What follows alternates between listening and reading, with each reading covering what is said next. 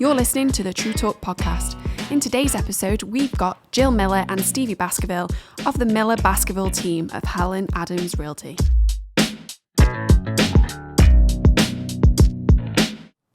Well, thanks for joining us, Jill and Stevie. Let's start off by telling us a little bit about how you got in real estate. Jill, why don't you start? Well, it's kind of a funny story. In the early 2000s, I was a stay-at-home mom with my young kids, and I was wandering through the neighborhood in Cotswold that we lived in and chatting with people as I do. Don't laugh.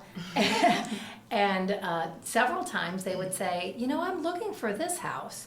And I would say, I just talked to so-and-so, and they're about to put their house on the market. And 3 times they bought the houses. Truth. Oh, so you were an unpaid realtor. I was an unpaid realtor. That's what my husband said. Interesting. And so when it came time for my youngest to go to kindergarten and I was transitioning back into the workforce, my husband said, why don't you give real estate a go and see what you think of it? And so that's how I took the class in 2004 and started in real estate. Yeah. Okay, so let me ask you, what did you do prior to? So before I had kids, I was a large-scale event planner, so I threw conventions and trade shows all over the country. Oh, wow. And worked for a really entrepreneurial guy. And so traveled the country with semis and in my early 20s and set those up. And so was big-time project management, people development. Mm-hmm. So then I stayed home for a while. It was great. Oh, that's great. Yeah. Yeah. So did you find some of the skills from the event planning transferred to real estate? Certainly the stamina they needed. Yes. Right. The energy and the stamina and the really listening to people and being able to make connections and to know how to leverage resources. So relationships and skill sets are really important in both. Very interesting. Yeah. And then Stevie, tell us about your origin of getting into real estate. Well, I was originally a physician's assistant, did family medicine and ear, nose, and throat, and then, like Jill, decided to stay home with the kids for a few years. Really wasn't for me. Love my children, but I definitely felt the pull back to the workforce. My husband and I had invested in some real estate projects, and it just really interested me. So I went and took the classes, approached him. It was 2011, not the best time to get into real estate. Said, I want to give this a go. He reluctantly said, okay, let's do it, and kind of took off. And you're being modest. It didn't just take off. If I'm not mistaken, you were awarded Rookie of the Year in your first year? I was with my company at the time, Rookie of the Year, and I just felt like the education piece of medicine parlayed really well into real estate, because really we're educating people on the market and the process of contract to closing and that sort of thing. And so what makes real estate more interesting and more satisfying to you than being a physician's assistant? Well, not necessarily more interesting, but more satisfying is the piece where I have a little bit more control over my schedule. And can, dip out to see the children when they were little, and now get home and see them, when they get home from school, when the schedule allows. Sure. Yeah. And your kids, we're neighbors, and our kids are friends, and so you've got 2 kids in high school, senior and what's McKenna? She's a sophomore. Sophomore, right? Yes, time is fleeting. Yeah. Yes, it feels like it's going So real really estate's fast. been good for raising a family. It has. I mean, we're busy. We stay busy, and a lot of the times, you feel like you've got to choose between the phone call and the conversation with the child at the time. But Jill understands that really well. She has grown children, and so she is really great about letting me, sneak home at 2:30 just to catch them when they come home from high school, because that might be the only 15 minutes that they give me during the day. And so I catch up with them then. And before they ignore you again. Exactly. Exactly. We know the feeling. I Yes. definitely do. Yes. And Jill, so you're empty nesters. So, We are. Yeah. So this is interesting. So you both kind of got in as a second career into real estate. And when did you start, Stevie? 2011. 2011. So you started a little bit later. But how did you find each other, and how did this team form, and why? Yeah, so it's interesting. So I had been doing real estate since 2004, and I took a little hiatus from 2012 to 2014 and got pulled back into real estate on a team. And I watched the power of a team and how important it was to really play to your skill set. and leverage in a very positive way, help others play to their skill set. And so when I jumped over to Helen Adams in 2014 or 15, I thought, okay, so Helen Adams provides this huge backdrop of resources that I can use so that I can be front-facing with people, know the market, but I really want a partner in crime. And so it took me 6 years to find someone, 6 years that I was looking for a teammate that wouldn't be, senior, junior, but would be a partner with me as we, moved forward in the business. And I ran in, God's truth, we were at an open house, a broker open in Dilworth. I can see the house. And Steve and I had a 2-minute conversation on the front porch about the house and maybe a resale or a cross sale we had just done. And I walked away and it just hit me. I'm like, that's it. That's my partner. And not to get too sappy, but I started to cry. I'm like, that's it. Oh, that's great. And I'm like, okay, that must be some sort of a crazy wacko sign. And I called Stevie and said, so I have a crazy idea that I sort of want to talk to you about, very timidly. And she didn't hang up on me. And we had the conversation, and it was about 6 weeks later that we became partners. Oh, that's great. I remember talking to you during that time. Yeah, I relied on We you. were chatting, Yeah. and she's like, I got approached. What do you think? And Well, I felt like it was too good to be true because Jill's phenomenal. all right. Well, let me very follow up. flattering. So let me Yes. follow up on that. Yes. You made a post on May 3rd, 2021, on your Facebook, and it read champagne and orange juice, Lucy and Ethel, peanut butter and jelly, and at the top of it said together better. So Yeah, together better. Yeah. very much so. Who's Lucy and who's Ethel? Oh my goodness. I haven't thought about that. What a great Halloween costume that will be. We take turns, probably. Depending on whose hair is on fire at that Right, particular moment, right? Right. Peanut Yeah. butter and jelly. Well, I'll take peanut butter. I'll for sure be jelly. Okay. Yeah. Champagne and orange juice. Champagne. Oh, I'm happy to be orange juice. All right. Okay. So it works. Yeah, I love it. Yeah, very much so. Oh, that's Yeah, fantastic. yin and yang. People have called us yin and Yeah. yang. What's the best part of being a team? For sure, it's having two brains on a common goal, I guess. When we're, dealing with a transaction, it's really nice to know that there's somebody there that I can call if there's a complicated issue or if there's just something that I've not seen before, and know that she's as invested in the situation as I am. Yeah, I would say the same thing. It's really nice to, I call it a proxy. That's why it took so long, and I think that's a really positive thing. It's nice to have a proxy, where I trust Stevie implicitly, and our clients trust each of us interdependently. And to me, that provides huge quality of life and also quality of business. Right. That is huge, and that's what I was looking for in a partner. And I mean, it's high five. Yeah. And so the partnership started in spring of 21. April 2020, Yes. a terrible And time. I was saying the market was Right. nuts. It It was just was crazy then. Nuts. Yeah, we were both crazy Hair on busy fire. at the time. It really gave you an opportunity to test out that partnership going full throttle, right? It did. It did. Yeah, frying pan into the fire. Yeah. Yeah. How for would you sure. say you navigated that? Like, what if someone was thinking about building a team or starting that? What would you say helped you both communicate and stay on the same path? That's a really good question. And I think we'll probably have different answers. I mean, I think finding somebody that works very similarly to you, works as hard as you do, takes it as seriously as you do, and kind of is working toward the same goal.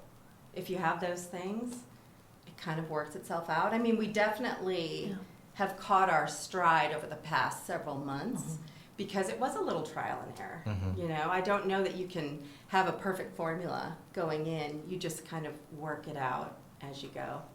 Open communication, figuring Right. that out as you go along. Yeah, and figuring out what open communication looks like, Mm. and how everybody works. And I would say you really need to have a long-term view. This is not I've made the analogy, it's like getting married at 40 or 45. You are two people set in your successful ways, Right. and you're coming together to make it even better.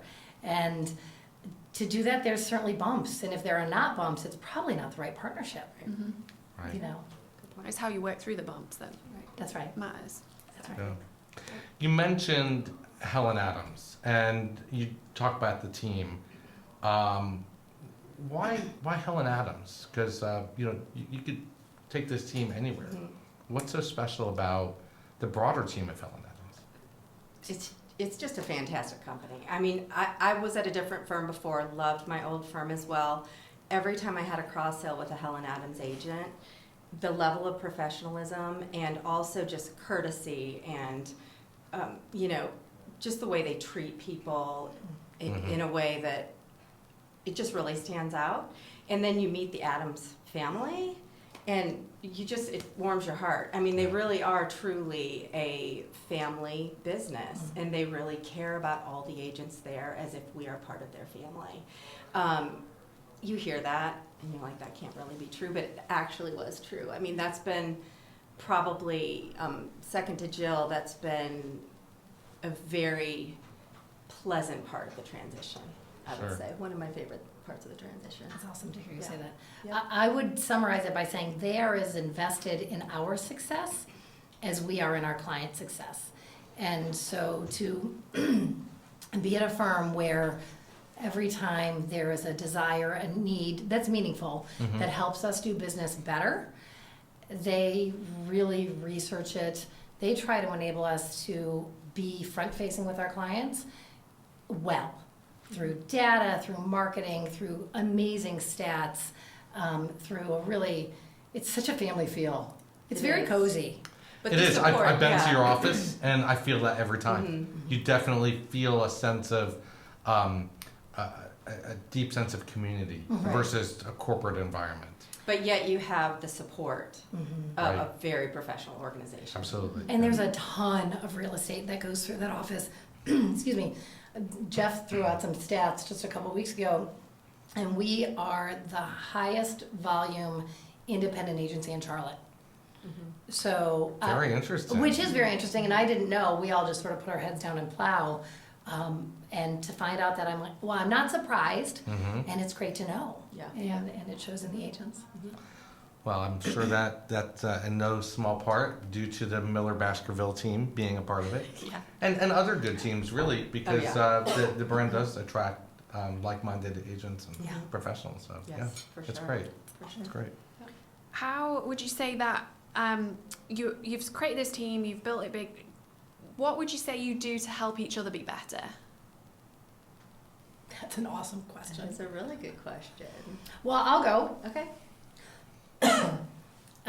Stevie has, in a really good way, great boundaries and really amazing professionalism, and it's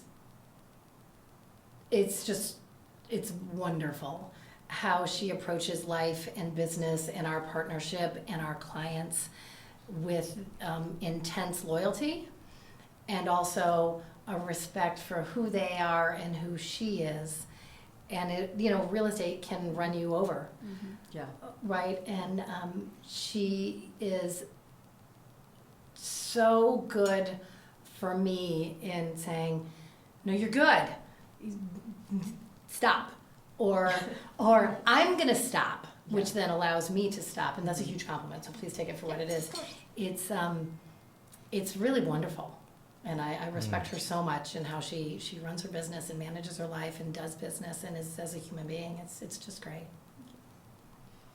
Jill is intensely relational, as am I, but Jill takes it to a whole new level, which I've always known about her. Just knowing her in the real estate world prior Right. to our partnership, people gravitate to Jill, love Jill, and you go above and beyond, and you have a hard time saying no. But it's made me realize that yes, I'm a very relational person, but you can always give that little bit of extra warmth to people. Speaking of being relational and relationship focused and driven in business, you and I had a conversation about a month ago, and I asked you to tell me a little bit more about the training that your firm has for its agents, and you kind of took me through a list of the key elements that are cornerstones of of the firm's sales philosophy. Mm-hmm. I would just love for you to share some of those with our audience, because I found it to be very interesting. What they really want us to focus on is the people that we already know and love and run in circles with. It's our sphere. You know, it's not about farming to different neighborhoods. It's not about just going out and trying to create all this volume. It's about focusing on the people you already have in your life, you already have right in front of you, that you already care about. And providing value, doing regular check-ins, just kind of, I guess, focusing on people first, I guess. Right. And again, trying to provide value. Yeah. Whatever that looks like. Then that may be stay and renovate. Here's some numbers that will show you. Let me get you a builder and an architect. Yeah. Right. That may be, okay, you're looking at moving 5 years down the line. Let's figure out how you get your house right now so you can enjoy it for a couple of years and then move. I mean, it doesn't need to be it's not transactional. It's not transactional. Yeah, and that's kind of the big thing. And just kind of always keeping in touch with people. And Helen Adams does a great job with helping us find ways to keep in flow with people that is genuine and not, you know, just a check the box situation, so that the interactions are meaningful. Yeah. So if I'm a past client and one of your phone number comes up on my phone, I'm probably gonna be inclined to answer it. Hopefully. Because I'm not going to feel like you're trying to sell me something, right? You're coming at every interaction from a place of checking in and giving value. It's not always selling. Well, and caring. Yeah. It's about caring. Don't you think? I do. And I mean, this profession lends itself to the opportunity to work with all kinds of different people and form relationships that you wouldn't otherwise maybe have the opportunity to form. And a lot of times we come out at the end of it just really desiring that connection and wanting to keep in touch with people. Yeah. New friends. Yeah, absolutely. Yeah. That's great. So both of you grew up in a place other than Charlotte, right? You are from Michigan and Minnesota. And went to school in Iowa, right? Yep. So very different places. Came to Charlotte. So you've got a unique perspective, having moved here and then gotten into real estate. Why do you think the Charlotte real estate market continues to thrive when others are faltering in this economy? I've been here 23 years. Charlotte is a completely different city today than it was 23 years ago. When I moved here, it was a small banking town. Our industry is so diverse now. People moving their headquarters to Charlotte. You know, we have a great airport that can get you to anywhere. Right. It's just, we've got the beach, we've got the mountains within a short drive. Kind of a relatively low cost of living. It doesn't feel like that sometimes because Charlotte's, you know, definitely doing, seeing their fair share of appreciation. But in general, it's a very diverse community now. People just are attracted to it. When I moved here, I would say I'm moving to Charlotte, North Carolina. People had to think about where that might be. Now you just say, I live in Charlotte, and everybody knows what that is. Right. And we've seen that a lot, even with COVID, where when people had a choice of where to live, they were not tethered to the location of their employment. Right. People moved to Charlotte. And they still are. They still are. They very much still are. It's interesting because North Carolina is a bit of a purple state. And Charlotte is kind of purplish because we're at sort of the crossroads of transportation. We're the crossroads of the north and south. If you meet Charlotteans, there's probably not a southern accent to be found. There are college kids. My kids moved back here because Charlotte was cool and they could get just about everything that they could out of a DC in Charlotte for just it's just easy. Yeah. You've got the parents following their kids. I mean, it's just, we're seeing it's accessible. It's accessible like it was 20 years ago. It's just a little bit more expensive and accessible. Right. Is that? Yeah. And Stevie, to your point about the diversity of business, I mean, I know that, you know, recently with the changes in the economy, a lot of people last year wondered, are we going to have a housing crash again? Is this another 07, 08? And we know it's not. Right. We've seen that. The market has not crashed. Fundamentally, things are different. But you know, back then, Charlotte was really a one-trick town. It was a banking So town. a banking town. One trick pony. Yeah, and so, you know, what are you seeing? Because I know you work with a lot of people moving from out of town. Tell us a little bit, what are you seeing from people moving here, like different industries? I was with some folks this weekend, and they each own a tech company. So they're coming from Interesting. California, so they can work from anywhere. One is in HR for a tech company, and so they're choosing to be here because they have a child on the West Coast and one on the East Coast. Oh. So they're sort of half-backing in Charlotte. We work with doctors, folks from the hospital, so we've got a great medical community Right. here, huge. And it's Isn't growing. it the biggest employer, I believe? I think Yeah, it is, and I think yeah. then we're building a medical school. school too, so it's just gonna continue to grow. Yeah, and the banks, Exciting. and I know you've got a really diverse client base. Right, Honeywell, a lot of people that just say, I just need a good airport. Mhm. I have to be able to go do quarterly Isn't check-ins with my that company, interesting? or I The need to be able to airport. Airport's travel. huge. It really is, and it's a cute airport too. It's not just that it gets you where you want to go. You walk into my brother is in Iowa, and he will fly through Charlotte often. He Mhm. always calls and he's like, I'm in the Charlotte airport. Yeah. I love it here. I'm like, well, I don't know. That might Is he be rocking? taking- He's on a rocking chair, rocking chair. I mean, what a Exactly. good marketing gimmick. Right. Whoever came up with the rocking chair idea Right. for our airport, whatever it was 30 years ago, Yeah. genius. It's genius. Absolutely. It's like our trademark, right? Right. Yeah. It's Right, terrific. Right, right. I'm really proud of Charlotte. Yeah. I've been here since '97, and you couldn't find a fresh banana in the grocery store. And Mm. I'm really proud of what Charlotte has become, and drive down up, through uptown and see the lights on the buildings, and just all of the diverse names on the buildings. Yes. From Deloitte to Honeywell to Bank of America to Duke Energy to Grant Thornton. I mean, it's a really diverse economic community, Right. and it's fun because that brings all kinds of different thoughts and different people with different skill sets, and so it's. How do you think that transcends housing? From a real estate perspective, how does that impact housing? I feel like, from a very specific, talking about the style of home, used to be that everybody wanted the two-story Georgian, and in the specific neighborhoods like Myers Park, Dilworth, Eastover, that was kind of in Foxcroft, and Right. that's kind of it. And now you've got people moving from California, from Boston, from New York, from Florida. Style is all across the board. People are finding value in the different neighborhoods in Charlotte. Yeah. Charlotte's really, it's always been spread out, but I feel like, you get in your bubble, and everybody that finds their neighborhood, love their neighborhood. It's the best neighborhood in Charlotte. Right. And I feel like there's so many options as far as that goes. And I feel like maybe that's been brought about by people moving from so many different areas and just That's having an different interesting preferences. perspective, yeah. But yeah. Even in the neighborhood we live in, Mhm. which was fairly homogenous style-wise, Right. with a lot of the infill building, we've seen a lot of Really cool, architectural modern, diversity. and yeah. A lot of Yeah. architectural Yeah. diversity. And That's- diversity that's in great. thought. Sure. There are people Yes. who I'm open to a condo. I'm coming out of, right? So Mhm. the type of house they're looking Right. for, whether it's multifamily or single family, has really changed as Mhm. well. So that leads me to another question. I'm curious, what is your number one tip or bit of advice for, we'll break it down, for first-time home buyers? What's your number one thought for a first-time home buyer? I love first-time home buyers. I think their lender and their broker are the biggest partners they can have, and find really good ones who know what they're doing.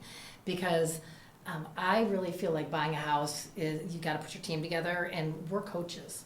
You're coaches. Yes.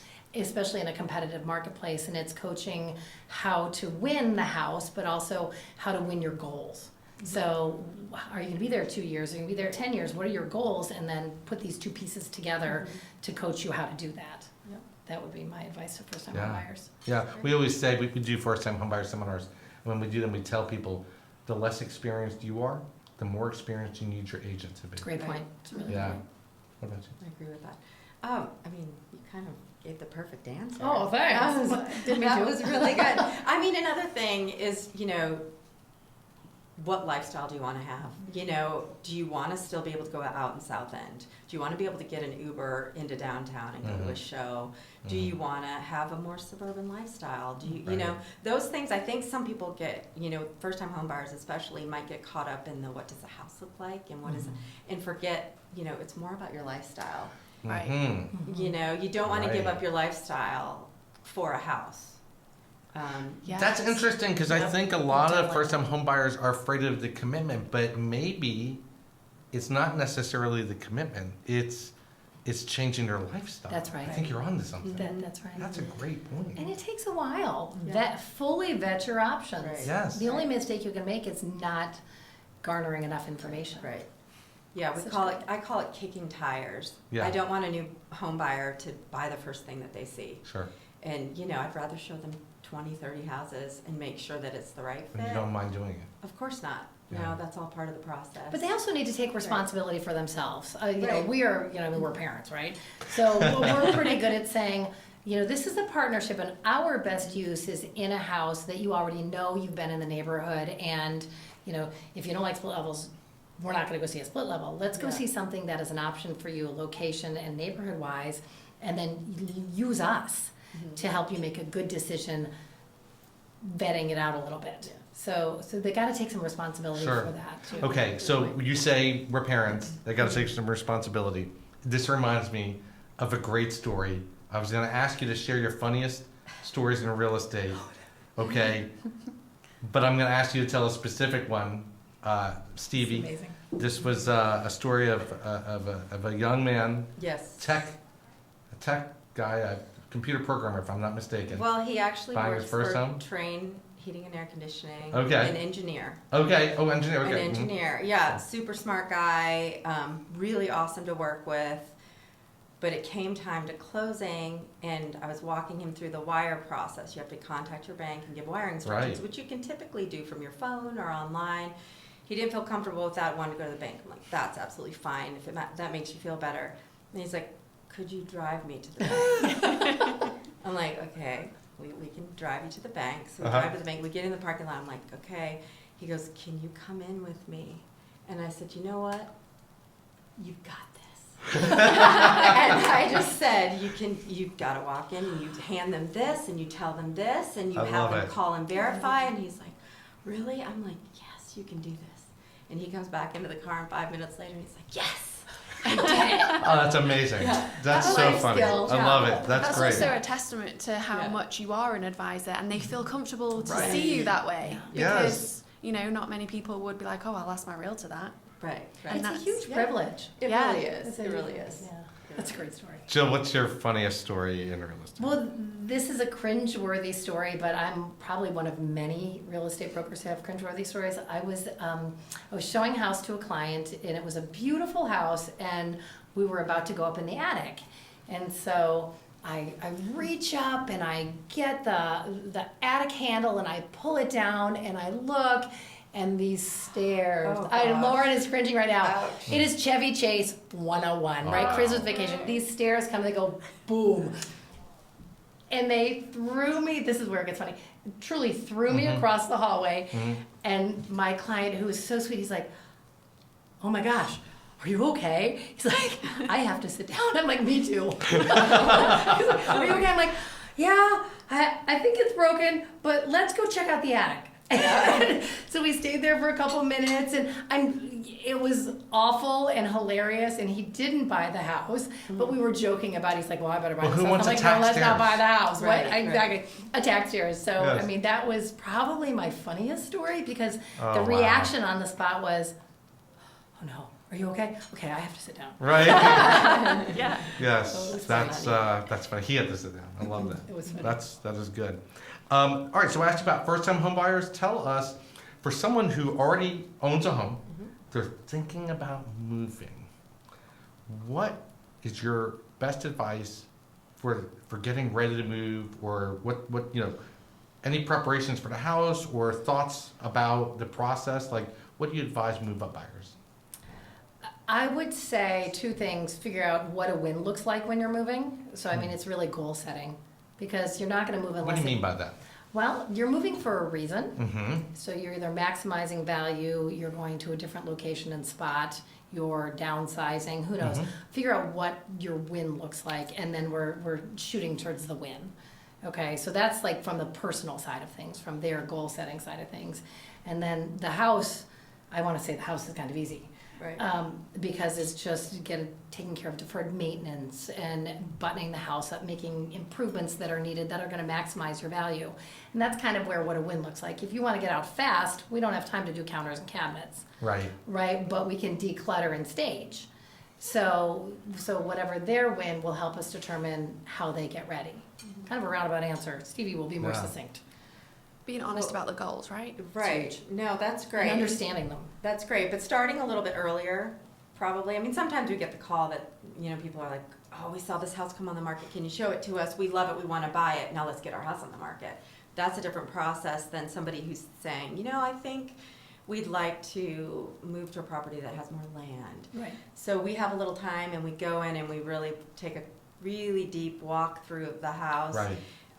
Bring our team in. I mean, painters, stagers, contractors. So you help your clients bringing that whole team Absolutely. together. Absolutely. Interesting. Yes, we Yeah. have amazing vendors. And again, kind of going back to we leverage relationships.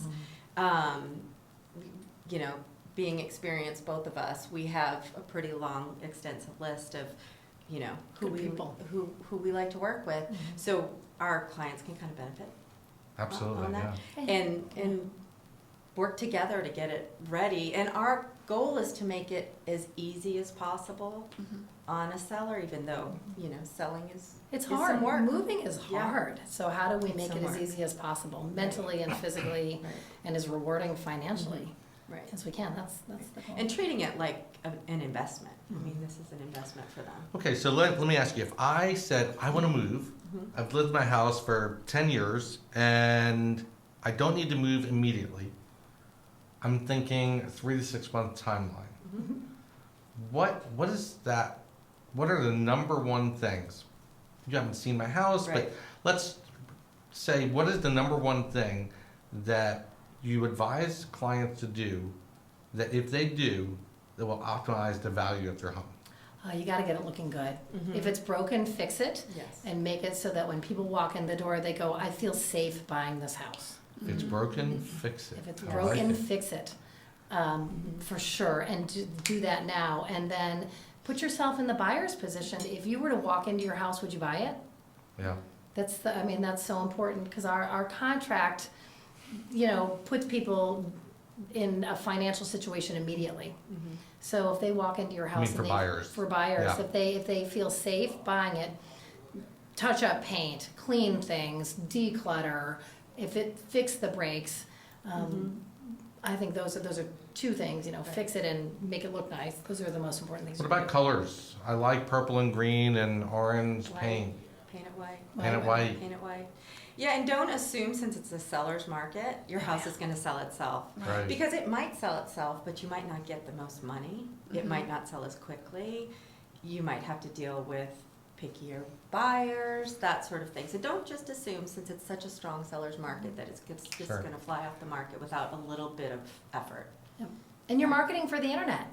HGTV concepts, HGTV, right? That's what and people are so- looking at. Yeah. And it can It's their look pretty on expectation. pictures, but you want people to feel that it's pretty when you walk in the door. So Right. it's Yeah. got to be a consistent message. So it's not really about the seller's personality and the home they made. Right. It's about the home that the buyer is going to make and Right. allowing them to imagine that, right? That's right. Yeah. Well said. Yeah, we've had clients that will, kind of do our thing and declutter and paint the walls and all of those things.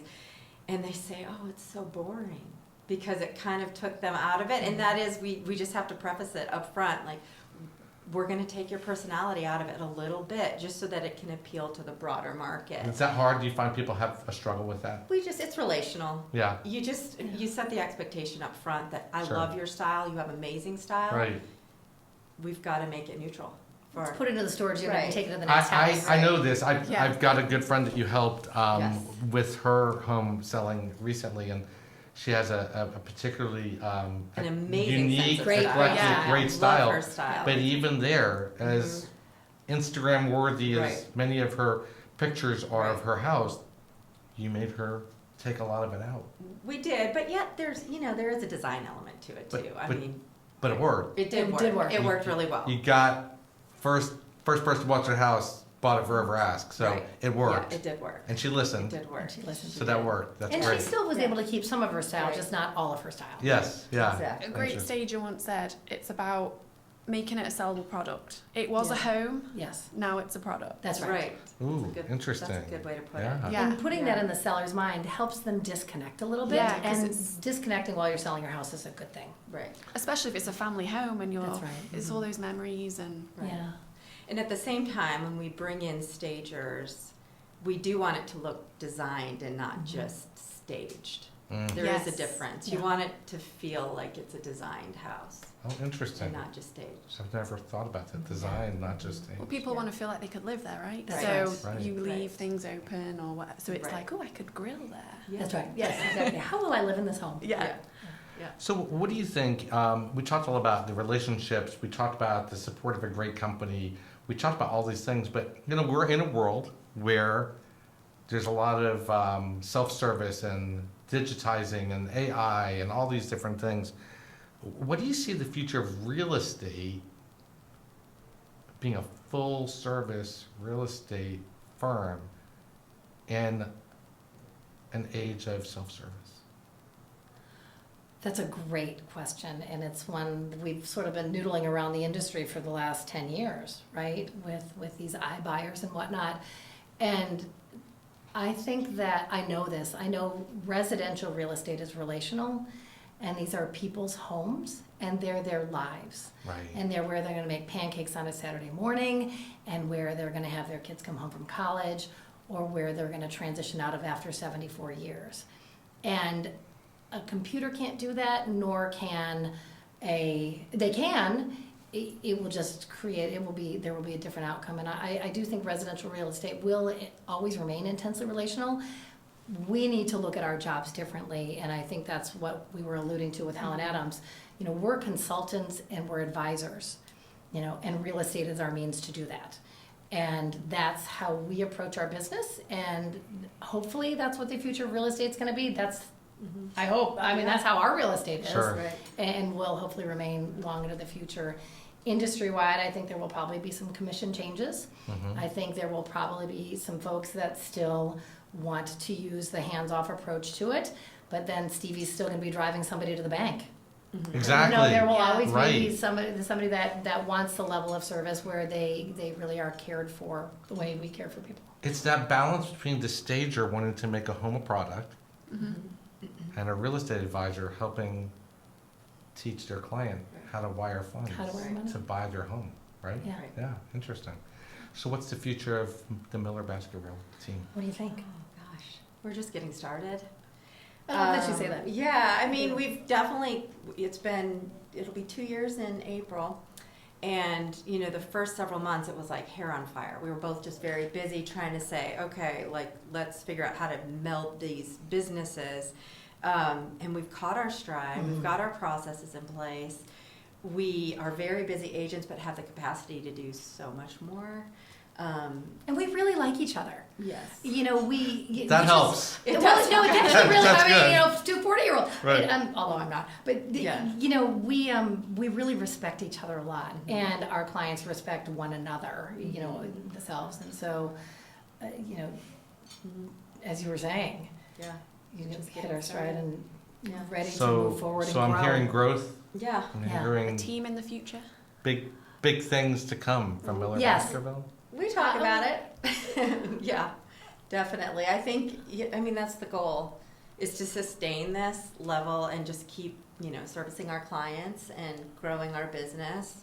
I think we do have room to, we both talk about bringing on another agent where we could act as mentors to somebody who's trying to build their business, but could also be a huge asset and help to us during, times where we feel like one of us needs to get away, but, there's only then one body in Charlotte, helping all these clients.